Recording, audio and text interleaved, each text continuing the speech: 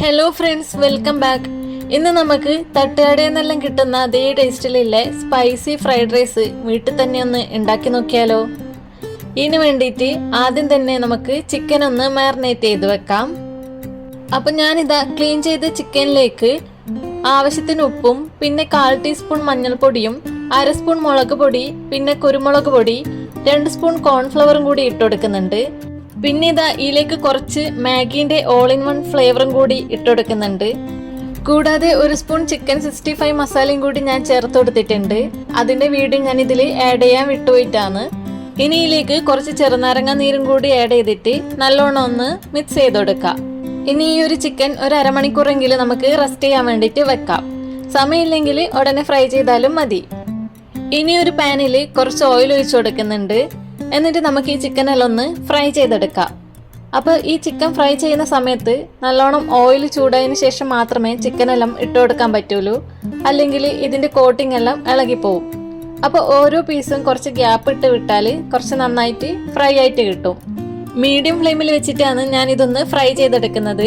High ഫ്ലെയിമിൽ വെച്ച് കൊടുത്താൽ ഈ ചിക്കന്റെ പുറംഭാഗം മാത്രമായിരിക്കും വെന്ത് കിട്ടുക, ഉള്ളി പച്ചയായിട്ടായിരിക്കും ഉണ്ടാവുക. അപ്പോൾ ഇതാ ചിക്കൻ എല്ലാം ഫ്രൈ ആയി വന്നിട്ടുണ്ട്. ഇനി ഇത് നമുക്കൊന്ന് മാറ്റി വെക്കാം. ഈ ഒരു ചിക്കൻ ഇങ്ങനെ തന്നെ കഴിച്ചാലും നല്ല ടേസ്റ്റ് ആണ്. കാരണം ഇതിനകത്ത് ചിക്കൻ 65 മസാലയും ആ മാഗീൻ്റെ ഒരു മസാലയും കൂടി ഇട്ട് കൊടുക്കുന്നതുകൊണ്ട് തന്നെ നല്ലൊരു ടേസ്റ്റ് ഉണ്ടാവും ഇതിന്. ഇനി ഇതാ ഫ്രൈഡ് റൈസ് ഉണ്ടാക്കാൻ വേണ്ടിയിട്ട് ഞാനിതിൽ കാണുന്ന ഈ ഒരു വെജിറ്റബിൾസ് എല്ലാമാണ് എടുത്തിട്ടുള്ളത്. ഇനി ഇതാ നമ്മൾ നേരത്തെ ചിക്കൻ എല്ലാം ഫ്രൈ ചെയ്ത ഓയിൽ തന്നെയാണ് ഞാൻ ഈ ഒരു ഫ്രൈഡ് റൈസ് ഉണ്ടാക്കുന്നത്. ഇങ്ങനെ ചെയ്യുമ്പോൾ നമ്മളെ റൈസിന് നല്ലൊരു അടിപൊളി ടേസ്റ്റ് കിട്ടും. ഇനി ഓയിലിൽ ചെറുതായി അരിഞ്ഞ വെളുത്തുള്ളി ഇട്ട് കൊടുക്കാം. ഇതൊന്ന് വഴണ്ടി വരുമ്പോൾ ഇതിലേക്ക് ബാക്കിയുള്ള വെജിറ്റബിൾസ് എല്ലാം ഇട്ടിട്ട് ജസ്റ്റ് ഒന്ന് വഴറ്റി കൊടുക്കാം. അപ്പോൾ ഈ വെജിറ്റബിൾസ് ഒന്നും അധികം വേവിക്കേണ്ട ആവശ്യമില്ല. ചെറിയൊരു ക്രഞ്ചിനെസ് ഉണ്ടായാൽ തന്നെയാണ് ഫ്രൈഡ് റൈസിന് അതിൻ്റെ ഒരു ടേസ്റ്റ് ഉണ്ടാവുന്നത്.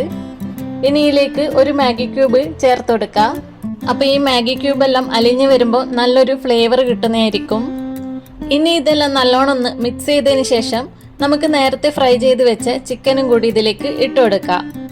കൂടാതെ ഞാൻ ഇതിലേക്ക് ഒരു 3 മുട്ട കൂടി ഫ്രൈ ചെയ്ത് വെച്ചിട്ടുണ്ട്. അതും കൂടി ചേർത്ത് നല്ലോണം ഒന്ന് എല്ലാം കൂടി മിക്സ് ചെയ്ത് വെക്കാം.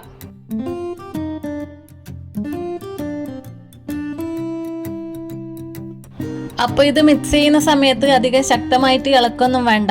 ചിക്കനും മുട്ടയും എല്ലാം പൊട്ടാണ്ട് എല്ലാം ഒന്നു ചേരുന്ന രീതിയിൽ മിക്സ് ചെയ്തെടുത്താൽ മതിയാവും. ഇനി ഇതിലേക്ക് 1 സ്പൂൺ സോയ സോസും 1 സ്പൂൺ ടൊമാറ്റോ സോസും കൂടി ഇട്ടിട്ട് നല്ലോണം ഒന്ന് ഇളക്കി കൊടുക്കാം. ഇനി ഇതിലേക്ക് ആവശ്യത്തിന് ഉപ്പും കൂടി ഇട്ട് കൊടുക്കുന്നുണ്ട്. ഉപ്പ് നോക്കിയിട്ട് മാത്രം ചേർത്ത് കൊടുത്താൽ മതിയാവും. കാരണം സോയ സോസിലും മാഗി ക്യൂബിലും ഉപ്പ് ഉണ്ടാവും. അതുകൊണ്ട് തന്നെ ഫസ്റ്റ് ആയിട്ട് ടേസ്റ്റ് നോക്കിയിട്ട് മാത്രം ഉപ്പ് ചേർത്ത് കൊടുക്കാം. ഇനി ഇതിലേക്ക് വേവിച്ച് തണുപ്പിച്ച് മാറ്റി വെച്ച് ബസ്മതി റൈസ് ഇട്ട് കൊടുക്കാം. അതിനുശേഷം ഈ ഒരു റൈസിലേക്ക് 1 സ്പൂൺ കാശ്മീരി മുളക് പൊടിയും 1 സ്പൂൺ ചിക്കൻ 65 മസാലയും പിന്നെ 1/2 സ്പൂൺ കുരുമുളക് പൊടിയും കൂടി ഇട്ടുകൊടുത്തിട്ട് ഹൈ ഫ്ലെയിമിൽ നല്ലോണം ഒന്ന് മിക്സ് ചെയ്ത് കൊടുക്കാം. ഹൈ ഫ്ലെയിമിൽ ഇട്ട് ചെയ്യുമ്പോഴാണ് നമ്മളെ തട്ടുകടയിലെല്ലാം കിട്ടുന്ന ഒരു പ്രത്യേക സ്മോക്കി ഫ്ലേവർ എല്ലാം കിട്ടുന്നത്. അപ്പോൾ ഇതാ കണ്ടില്ലേ, നമ്മളെ റൈസിന്റെ കളർ എല്ലാം മാറി വരുന്നുണ്ട്.